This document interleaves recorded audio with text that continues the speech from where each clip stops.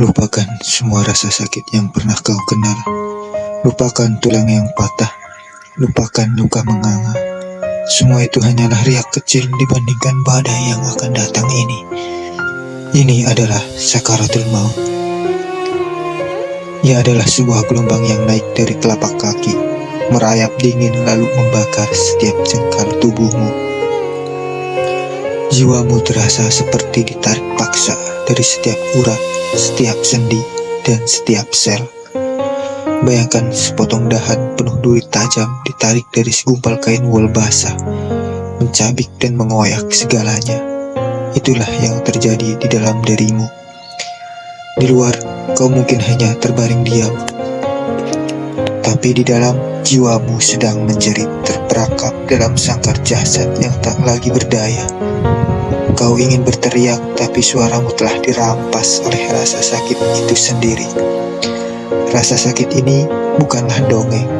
Imam Al-Ghazali dalam kitabnya Ihya Ulumuddin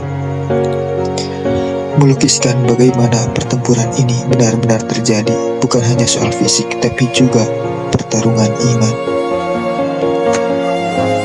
Beliau mengisahkan tentang seorang pria yang sedang berada di penghujung nafasnya. Orang-orang di sekelilingnya dengan penuh harap menuntunnya melakukan talqin, membisikkan kalimat suci.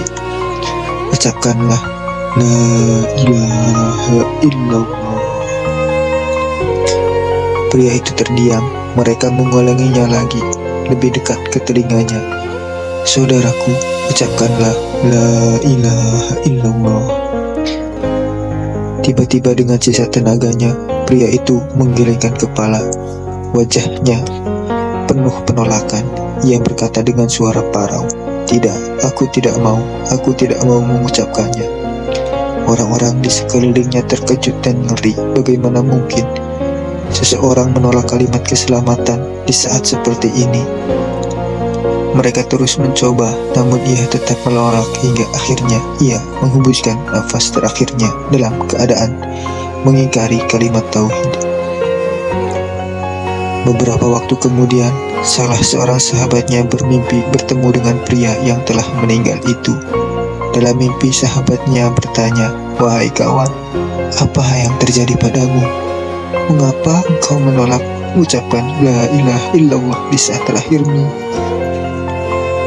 Pria itu menjawab dari alamnya, "Saat kalian menuntunku, aku tidak melihat kalian. Aku melihat sahabat karibku yang telah lebih dulu meninggal berdiri di sampingku. Di tangannya ada segelas air yang sejuk, sementara aku sedang merasakan kehausan yang membakar kerongkonganku." Ia melanjutkan, "Sahabatku," ia berkata, "aku tahu kau sangat haus. Aku akan berikan air ini, tapi dengan satu syarat. Ingkarilah Tuhan yang selama ini kau sembah." Di sisi lain, aku melihat iblis berdiri dengan gembira. Aku menatap air itu dengan penuh hasrat.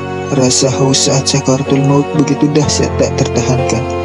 Akhirnya, aku memilih air itu. Aku palingkan wajahku dari iman, dan aku ikuti keinginannya.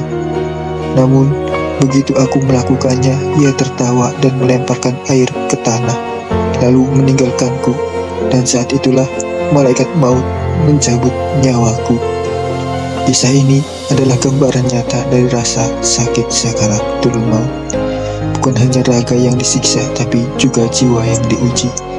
Kehausan fisik menjadi senjata bagi setan untuk merampas iman.